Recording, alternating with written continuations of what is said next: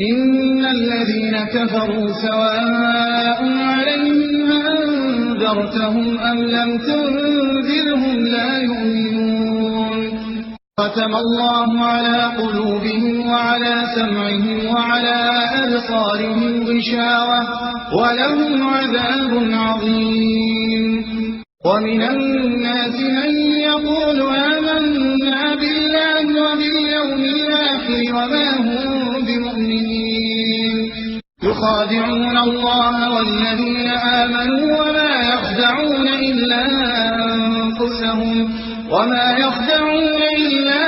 أنفسهم وما يشعرون في قلوبهم مرض فزادهم الله مرضا ولهم عذاب أليم بما كانوا يكذبون وإذا قيل لهم لا تفسدوا في الأرض قالوا إنما نحن مصلحون ألا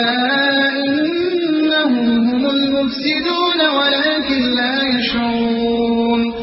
وإذا قيل لهم آمنوا كما آمن الناس قالوا أنؤمن كما آمن السفهاء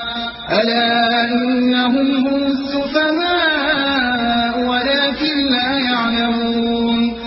وإذا لقوا الذين آمنوا قالوا آمنا وإذا خلوا إلى شياطينهم قالوا إنا معكم إنما نحن مستهزئون الله يستهزئ بهم ويمدهم في طغيانهم يعمهون أولئك الذين اشتروا الضلالة بالهدى فما ربحت